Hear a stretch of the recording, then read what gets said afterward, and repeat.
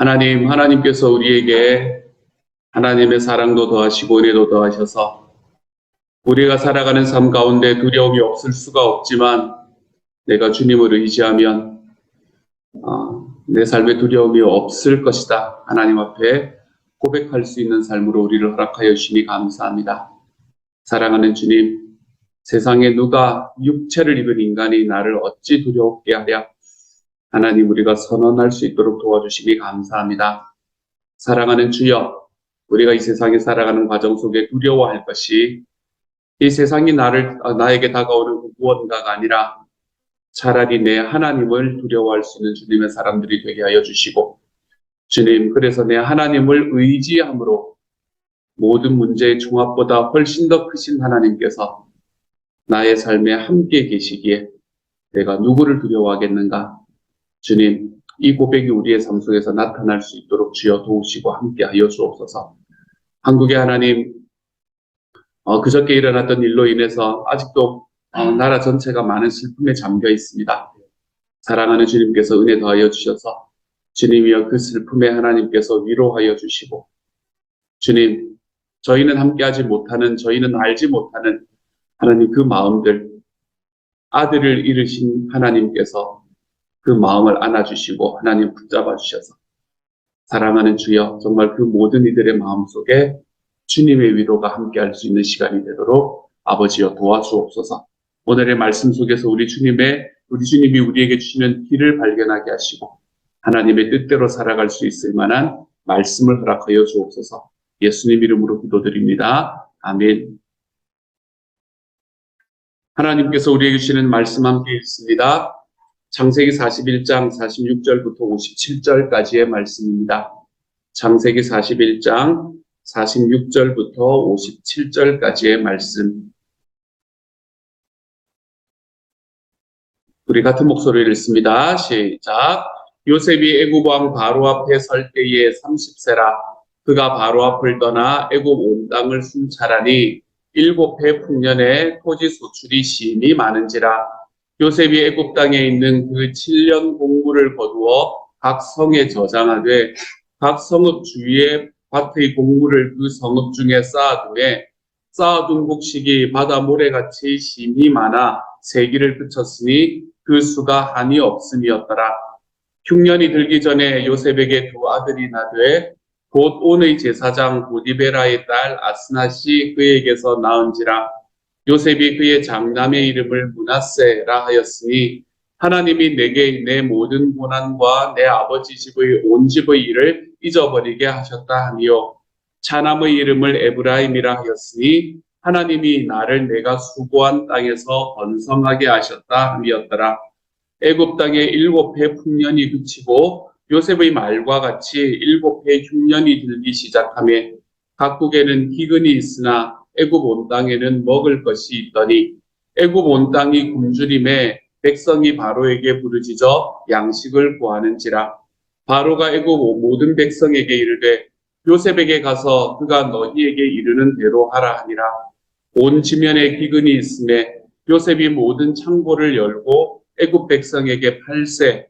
애굽 땅에 기근이 심하며 각국 백성도 양식을 사려고 애굽으로 들어와 요셉에게 이르렀으니 기근이 온 세상에 심함이었더라. 아멘. 아멘. 요셉이 마침내 총리 대신의 자리에 올라갑니다. 총리 대신의 자리에 올라갔을 때에 그가 30살이었다라고 이야기를 합니다. 요즘 생각하면 30살 하면은 그렇게 나이가 많은 때는 아니었던 것 같기는 합니다. 하지만 그때 당시에 사람들이 살아갔던 이 평균 수명들을 바라보면 30이라고 이야기하면 요즘 우리가 생각하는 30살하고는 좀 다른 그런 시대를 요셉은 살고 있었겠지요. 그러니까 30살 정도 되면 요즘이 한 50는 넘은 그 정도의 나이였다라고 여러분이 생각을 하시면 됩니다. 그렇게 이제 해서 요셉이 이 바로의 총리 대신의 자리에 올라갔지요. 그리고는 자기가 꿈을 해석했던 대로 7회의 큰 풍년이 있다는 것을 이제 그 이집트 땅에서 보게 됩니다. 이집트 땅에서 7회의 큰 풍년이 있을 때에 이제 요셉이 한 것은 무엇인가 하면 이제 그곳에 큰 창고들을 쌓아두고 그 모든 풍년에 나온 모든 곡식들을 다 모아서 그 창고에다가 넣어두는 것이 이제 요셉이 하는 일이었었지요. 아마 이때 공무원도 많이 뽑지 않았을까라는 생각도 들고 그런 생각이 듭니다. 왜냐하면 누가 얼마나 많이 생산했는가라는 걸 알아야 될 거 아니에요. 그렇죠? 그래서 나라가 전체적으로 확인을 하고 남는 잉여의 곡물에 대해서는 전부 다 모아들여가지고 이렇게 그거에다가 이 곡식 창고에다가 넣는 일을 요셉이 담당을 했습니다. 그렇게 7년 동안 살아갔던 삶이 얼마나 편했는지 그 일은 굉장히 간단하게 나오는 것 같아요. 그렇죠? 그리고 그 일의 결과는 뭔가 하면 49절에 쌓아둔 곡식이 바다 모래같이 심이 많아 세기를 그쳤으니 그 수가 한이 없음이었더라 라고 이야기합니다. 얼마나 많은 곡식이 거두어졌는지 도대체 이 사람들이 세다가 결국에는 세기까지 포기할 만큼 그만큼 많은 풍년이 들었다라고 이야기를 정리를 하고 있습니다. 이제 7년의 풍년이 지나갔으니 7년의 흉년이 나타날 때입니다. 근데 7년의 흉년이 나타나기 전에 요셉의 개인사에 대해서 간단하게 정리하고 있는 것을 오늘의 말씀에서는 볼 수 있게 되죠. 요셉은 이집트의 땅에서 결혼을 하였고 그리고 그 결혼을 한 사람과의 사이에서 아들을 둘을 낳는다라고 이야기를 합니다. 그리고 그 아들의 이름이 므낫세와 에브라임이었다라고 오늘의 말씀은 이야기하고 있지.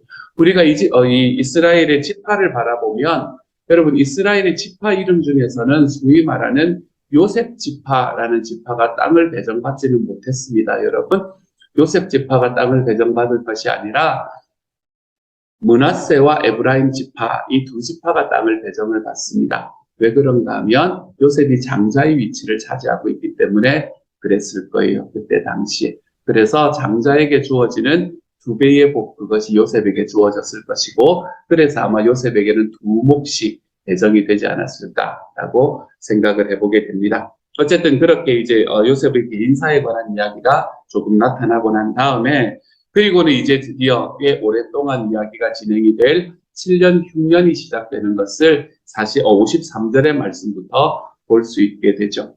7년의 풍년이 끝이 나고 난 다음에 7년의 흉년이 시작이 됩니다. 어떻게 7년 동안 이렇게 풍년이 있고 7년 동안 흉년이 있을까라는 것을 의아해 하시는 분이 혹시나 계신다면 이집트의 농업은 요즘 우리가 생각하는 것처럼 이렇게 비가 내리는 것에 맞추어서 농업을 하는 그런 농업 시스템이 아니었습니다. 지금도 그렇지만 이집트는 어떤 곳이었어요? 어떤 지형인가요? 이집트는 사막 지형이잖아요. 그러니까 여기는 비가 거의 오지 않는 곳이다라고 생각하시면 됩니다. 그런데 이 이집트가 그러면은 어떻게 그걸 하는가, 이 농업을 하는가 하면 이 이집트는 나일강이 적당하게 범람을 할 때 그때 이 농업이 풍년이 들기 시작을 하는 겁니다. 이 나일강이 범람을 하면 이제 나일강은 상류에서부터 많은 흙들을 이렇게 가지고 내려오거든요. 그렇게 흘러내려오다가 그곳이 하류에 오면서 이 강둑 같은 거를 조절을 잘해서 이거를 범람하도록 만듭니다. 이렇게 범람이 되고 나면 어떤 일이 생기나 하면 그 주변에 있는 사람들은 살기를 이제 강이 범람을 했으니까 이거 굉장히 큰 일이었거든요. 그래서 살기가 좀 힘들어지는 그런 상황도 있기는 했었지만 땅은 굉장히 비옥해집니다. 왜냐하면은 그때 당시에 모래 땅이 아니라 저 상류에서부터 흘러내려오던 그 흙들 있잖아요. 그렇죠? 그것들이 그곳에서 같이 범람을 하기 때문에 그곳이 굉장히 비옥한 땅이 되어버립니다. 그렇기 때문에 이제 그곳에 식량을 심는 거예요. 그곳에 씨를 심고 그곳에 이 종자를 심음으로 인해서 그에 이제 소출을 맺을 때에 그에는 풍년이 들게 되는 것을 우리가 그런 상황들이 이집트에서 농업을 하는 상황이었습니다. 그런데 어떤 때에는 강물의 유량이 그렇게 많지 않아가지고 수량이 그렇게 많지 않아가지고 이것이 범람을 하지 못하는 때가 있습니다. 그러면은 망하는 거예요, 농사가. 왜냐하면 그곳에는 모래 땅밖에 없는 상황이 되어버리거든요. 그래서 이 이집트는 이 나일강이 범람을 하는가, 범람을 하지 못하는가, 이것에 따라서 풍년이 될 수도 있고 흉년이 될 수도 있습니다. 그러니까 매년 이게 바뀔 수 있는 게 그때 당시에 이집트의 농업의 상황이었죠. 그러니까 7년 동안은 잘 범람을 했다는 겁니다.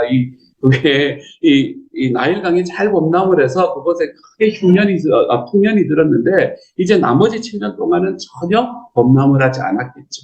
그래서 이제 전혀 곡식을 심을 수 없는 곳이 되어버린 것이 이제 그때 당시 이집트의 상황이었을 거다라고 생각을 하시면 이 7년의 풍년과 7년의 흉년이 어떤 식으로 진행되었는가라는 것에 대한 대충의 감은 여러분이 잡으실 수 있게 될 겁니다. 이렇게 7년의 흉년이 지나가는 동안에 이집트 땅에는 아직까지는 먹을 것이 있었다. 54절에서 이야기를 하고 그리고 55절에는 이집트의 온 땅까지도 이제 굶주리게 되었다라는 이야기를 하게 되는 것을 볼 수 있게 되죠.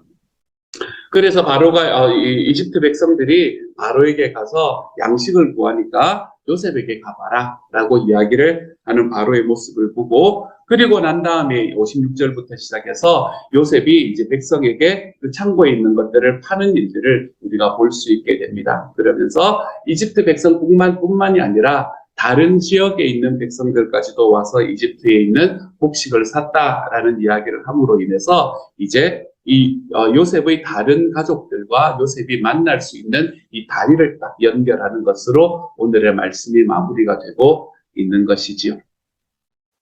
이 말씀을 바라보면서 우리는 어떤 말씀에 귀를 기울이며 눈을 두며 오늘의 말씀을 바라볼 수 있을까? 먼저 오늘의 말씀에서 한 가지 우리가 바라볼 것은 요셉의 아들들의 이름을 바라보는 것이 오늘의 말씀에서 보는 것이 가장 핵심적인 일인 것 같습니다. 저는 그것을 보기 전에 먼저 확인해야 될 것 한 가지는 뭔가 하면 이거는 저의 개인적인 생각이기 때문에 저는 처음에 요셉의 이야기를 하면서부터 요셉이 자기가 어릴 때 꾸었던 꿈을 이루기 위해서 자기의 온 평생을 힘써서 그것만을 바라보고 달려왔던 저는 요셉이 그런 사람이 아니다라고 생각한다라고 여러분께 말씀드렸잖아요. 그렇죠? 그래서 꿈의 사람이라고 이야기할 때 그 꿈이라는 것이 어릴 때 자기가 꾸었던 그 꿈을 붙잡고 자기의 평생을 매진했던 저는 요셉이 그런 사람이 그런 의미에서 꿈의 사람이라고 이야기한다라고 저는 생각하지 않습니다. 요셉이 가지고 있는 인생의 가장 핵심적인 것은 무엇이었나 하면 지금까지 바라보면 무엇이었죠? 하나님께서 그와 함께 하셔서 그를 형통하게 하셨다. 이게 요셉의 인생에서 지금까지 계속해서 반복되는 이야기였습니다. 요셉이 자기의 꿈을 이루기 위해서 뭔가 했던 이야기를 한 적이 없습니다, 여러분. 하나님께서 그와 함께 하심으로 그의 인생이 형통하게 되었다. 이게 일단 요셉이 가지고 있는 가장 큰 행복 중에 하나였던 것 같아요. 그리고 난 다음에 저는 요셉이 인생에서 이루었던 것 중에서 가장 큰 일이 무엇인가 라고 생각하면 저는 요셉이 이집트의 이 총리 대신에 올라갔다라는 이 사실이 저는 요셉이 이루었던 가장 큰 일이라고 생각하지 않습니다. 총리 대신이 될 수도 있고 안 될 수도 있는 거지요.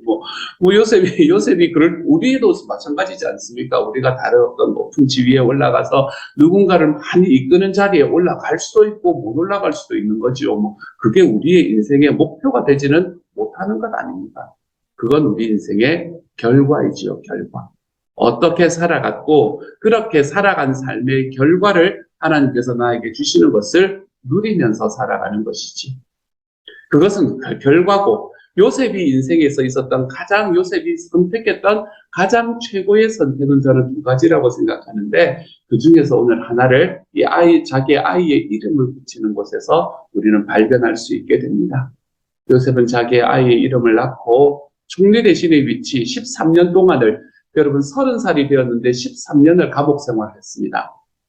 이 사람의 생각이 사실은 제대로 바뀌기가 쉽지가 않은 시절 그런 상황이었을 거거든요. 17살 가장 혈기왕성한 나이에 감옥에 들어가서 그는 13년 동안을 감옥 생활을 했습니다. 자기 인생의 절반을 억울한 누명을 쓰고 감옥 생활을 했어요. 얼마나 억울했겠어요, 여러분. 얼마나 억울했겠어요. 그런데 이 과정 속에서 이 요셉의 마음이, 요셉의 삶이 무너지지 않았다라는 것만 해도 저는 기적이라고 생각합니다. 근데 그렇게 살아가는 삶 속에서 30세가 되어서 총리 대신이 되었습니다.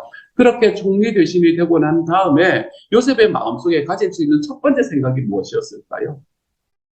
자기의 그 30년의 기간 동안에 13년을 어쩌면 허송세월을 하게 만들었던 정말 힘들고 어려운 시절을 겪어가게 만들었던 그 과정들을 겪고 난 후에 자기가 이제 모든 것을 감당할 수 있는 힘을 가지게 되었단 말이에요. 그렇게 힘을 가지고 가졌을 때에 그가 생각했을 첫 번째 생각이 무엇이어도 너무나 당연한 것이었냐면 내가 이 길을 걷게 한 그 인간들에게 내가 이제 복수할 힘이 생겼다라고 이야기하는 것이 당연하지요. 우리가 드라마 보면 늘 나오는 이야기 아닙니까? 그렇죠? 예전에는 내가 힘이 없어서 못했지만 내가 이제 이 정도 됐으니 이제는 복수하리라 하는 거 이거 막 빠바방 하고 막 이런 거 나오는 건 너무 당연한 이야기 아닙니까? 근데 저는 요셉이 선택했던 가장 최선의 선택은 그의 처자들의 이름에서 나온다고 생각합니다. 그의 처자들을 낳고 난 다음에 요셉은 내가 이 정도의 사람이 되었다라는 것을 자랑하는 이름으로 그의 이름을 만들지를 않습니다. 그 아들이 앞으로의 삶 속에서 네가 이렇게 자랐으면 좋겠다라는 그 마음으로도 요셉은 그 이야기를 하지 않습니다. 물론 그 마음이 그 안에 들어가 있었겠지요. 내가 지금 생각하는 것처럼 너가 자라가기를 원한다라는 마음이 있었겠지요. 그 처자들의 이름, 이 므낫세였습니다. 이 므낫세의 의미가 무엇이라고 오늘의 말씀을 말하냐면 하나님이 내게 내 모든 고난과 내 아버지의 온 집의 일을 잊어버리게 하셨다 하며 내 아버지의 온 집, 뭘 이야기하는 걸까요? 형들이 자기를 배신했던 일, 그걸 이야기하는 걸 겁니다.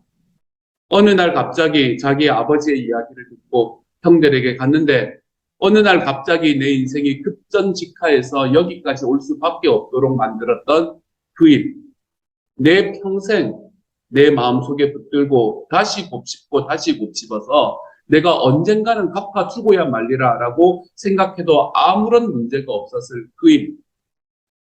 요셉은 자기의 처자들을 낳고 난 다음에 내가 그 일을 잊어버리게 하셨다. 저는 요셉이 가지고 선택했던 가장 최선의 선택 중에 첫 번째는 바로 이 선택이었다고 생각합니다. 무슨 선택인가요? 용서하는 선택입니다. 용서하는 선택. 잊어버리는 건 용서하는 것의 특징입니다. 하나님께서는 우리에게 우리의 죄를 용서하시겠다라고 이야기하시고 난 다음에 뭐라고 말씀하시냐면 내가 너희 죄를 잊어버려 주겠다라고 이야기하시거든요. 이 요셉이 이야기했던 이 용서는 하나님의 용서입니다. 저와 여러분의 삶에 있는 죄악들을 용서하실 뿐만 아니라 잊어버려 주시는 이 하나님의 용서를 요셉은 미리 자기의 삶에서 본으로 보여주고 있는 것을 오늘의 말씀에서는 보게 되는 것이죠. 요셉의 가장 탁월했던 선택.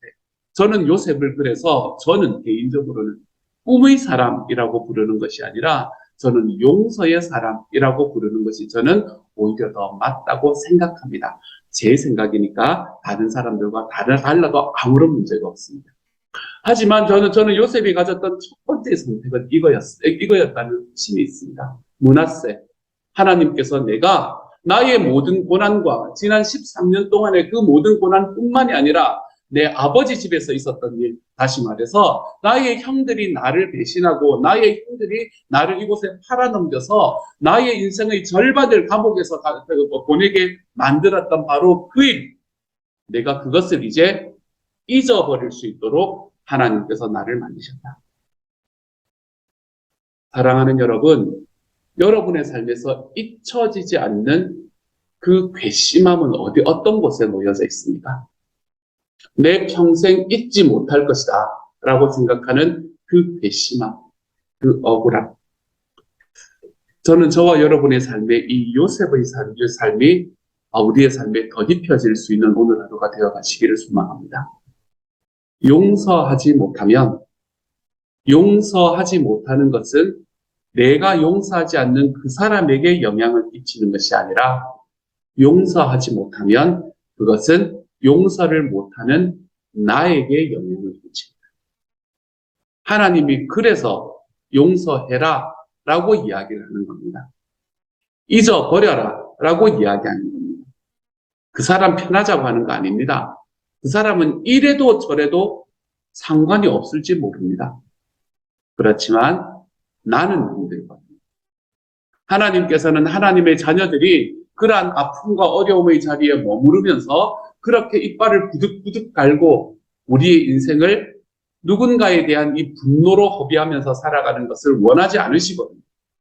그렇기 때문에 하나님께서는 우리에게 용서해라 라고 이야기하시는 것 같습니다. 요셉은 그것을 쫓아가 볼 수 있었던 사람이었던 것 같아요. 첫 아들의 이름을 지으면서 나는 잊어버렸다. 하나님께서 나를 잊어버릴 수 있게 만들었다 라고 이야기하는 것을 오늘의 말씀에서 보는 것을 통해서 우리가 요셉이 어떤 용서의 삶으로 나아갔는가라는 것을 볼 수 있게 됩니다. 여러분, 여러분의 평생에 내가 이것만은 잊어버리지 않으리라. 중국의 속담에 와신상담이라는 말이 있지 않습니까? 그렇죠? 어떨 때는 좋은 말이기도 하지만 이게 사실은 굉장히 섬뜩한 이야기입니다. 와신상담. 내가 이 나무 그러니까 굉장히 불편한 나무 위에 눕고 그리고 내가 이 쓸개를 씹으면서 그 쓸개 얼마나 써요, 그렇죠? 쓴 쓸개를 씹으면서 내가 그 이전에 당했던 나의 그거를 아픔을 나의 고난을 내가 잊지 않으리라 기억하고 꼭 갚아 죽어야 말리라 하면서 9년을 살아갔던 그 오랑구차와의 그 상황 어쨌든 제가 잘 기억을 못하네요. 어쨌든 그 이야기들은 너무나 무서운 이야기입니다. 그 9년이 그에게 행복했을까? 저는 그렇지 않았다고 생각합니다. 하나님께서는 하나님의 자녀들이 자기의 과거의 인생을 계속해서 곱씹어서 내가 갚아주고야 말리라. 내가 갚아주고야 말리라. 라고 이야기하는 그러한 과정에 살아가는 과정 속에서 우리의 삶을 포기하고 힘들어하는 삶을 주님은 보고 계실 수가 없는 거죠. 그래서 요셉에게 이런 선택을 하게 하셨던 것 같습니다. 그렇게 우리에게 본을 보여주시는 것 같아요. 너희도 용서해라. 너희도 용서해라. 그리고 용서함으로 인해서 너희 마음을 꽉 얽매고 있는 그 얽매임에서 좀 자유로워져라. 하나님께서 우리에게 하시는 말씀이 바로 이 말씀인 것 같아요. 사랑하는 여러분, 용서하면서 삽시다. 오늘 하루 하나님 앞에 내가 한 번에 잘 되지 않을 수 있잖아요. 그렇지? 요셉이 지금 장남을 언제 낳았는지는 잘 모르겠습니다만 어쨌든 이 풍년이 드는 기간 동안에 이제 장남을 낳았을 거 아니에요. 그렇죠? 요셉에게도 이 일이 최대 7년이 걸렸다라고 우리가 생각을 할 수 있을 겁니다. 처음에 딱 나오자마자부터 그의 마음속에 용서의 마음이 생겨났겠어요? 그렇지 못하겠죠. 하지만 7년의 기간 정도가 거치면서 맥시멈 그 정도가 거치면서 요셉의 마음속에는 용서의 마음들이 싹 트기 시작을 했고 그것이 열매 맺고 있는 것을 보게 됩니다. 하루에 되진 않는다 하더라도 우리의 삶의 방향은 이 방향으로 갔으면 좋겠습니다. 주님, 용서하며 살기를 원합니다. 하나님, 제가 자유롭게 살기를 원합니다. 우리가 하나님 앞에 이렇게 기도하며 하나님 앞에 한 걸음씩 걸어가 볼 때 내가 기억하고 있지만 내가 그것을 묻어두겠습니다가 아니라 하나님, 내가 그때 있었던 일들, 그때 있었던 그 감정들 하나님 잊어버릴 수 있기를 원합니다. 우리 주님 앞에 기도하며 걸어가 볼 수 있는 하나님의 사람들이 되어 가시기를 소망합니다. 이게 첫 번째 요셉이 가지고 있었던 아름다운 선택. 요셉은 용서하는 선택을 했다라는 것을 오늘의 말씀에서부터 시작해서 이제 나중에 형들을 만나고 하는 과정에서 우리가 요셉의 마음을 계속해서 바라볼 수 있게 될 거예요. 이 요셉이 했던 용서의 선택이 여러분의 선택이 되기를 소망하고요. 그리고 두 번째 요셉이 했던 선택 중에 가장 선한 선택이 무엇이었는가 하는 것은 오늘의 말씀에서는 나오지 않습니다. 나중에 뒤에 말씀을 가면서 아마 내일이나 모레쯤 말씀에서 나오게 될 것 같아요. 그거는 뭐와 관련이 있는 건가 하면 이제 백성들이 굶주려서 이렇게 오게 될 때에 그들에게 곡식을 나누어 주는 방식 그리고 나타났던 결과 이런 것하고 이제 연관이 되는 그런 상황입니다. 요셉은 실제로 그때 당시에 제 느낌으로는 이집트 전체의 토지 개혁을 담당했던 사람이었거든요. 이 전체 토지 개혁을 담당했던 사람인데 그 토지 개혁을 하는 과정 속에서 요셉이 했던 선택들, 저는 그 선택들이 정말로 아름다운 선택이었다라는 것을 저는 바라볼 수 있게 됩니다. 그걸 오늘 이제 막 시작을 했기 때문에 그거는 우리가 그 본문을 보면서 우리가 함께 바라볼 수 있도록 하죠. 오늘 제가 여러분에게 드리는 말씀은 딱 하나입니다. 다른 이야기가 아니라 사랑하는 여러분, 용서하며 사십시다. 용서하며. 잊어버리며 사십시다. 내가 이빨을 부득부득 갈고 와신 상담하는 게 멋있는 삶이 아닙니다. 우리가 용서하며 사십시다. 주님이 나에게 그래 주셨던 것처럼 말입니다. 함께 기도하며 나아갑시다. 함께 기도합니다. 사랑하는 하나님, 예수님께서 저희의 삶을 바라보시면서 네가 어떻게 이렇게 할 수가 있냐? 어디 한번 두고 보자. 라고 이야기하시는 분이 아닌 게 정말로 감사합니다. 예수님이니까 그렇게 할 수 있었지요. 라고 이야기할 수 있지만 오늘의 요셉의 말씀을 통해서 시간은 좀 갔지만 요셉이 주님이 걸어가셨던 길과 똑같은 길을 걸어가고 있는 것을 보며 하나님, 나도 할 수 있겠구나 라는 생각을 가지게 해주시니 감사합니다. 사랑하는 주여, 지금은 잘 안 된다 하더라도 주님, 우리가 이 방향은 놓치지 않도록 하나님께서 도와주옵소서. 그래서 주님, 요셉에게 걸렸던 이 7년보다 우리의 삶에는 덜 걸릴 수 있도록 주님께서 도와주시고, 사랑하는 하나님, 우리의 삶 속에서 정말 누군가 또는 무엇인가 어떤 상황, 또 어떤 분은 나 자신, 하나님 용서하지 못하는 사람이 있을 때에 그 삶의 불행은 나에게 찾아온다는 것을 기억하게 하시고, 주여, 우리가 주님이 하셨던 것처럼 요셉이 하였던 것처럼 용서하고 잊어버리며 살아갈 수 있는 삶으로 걸어가도록 주여 도우시고 함께하여 주옵소서. 모든 말씀 우리 주님 예수님 이름으로 기도드립니다. 아멘. 하늘에 계신 우리 아버지여, 이름이 거룩히 여김을 받으시오며 나라 임하옵시며 뜻이 하늘에서 이룬 것 같이 땅에서도 이루어지이다. 오늘날 우리에게 일용할 양식을 주옵시고 우리가 우리에게 죄 지은 자를 사하여 준 것 같이 우리 죄를 사하여 주옵시고 우리를 시험에 들게 하지 마옵시고 다만 악에서 구하옵소서. 대개 나라와 권세와 영광이 아버지께 영원히 있사옵나이다. 아멘.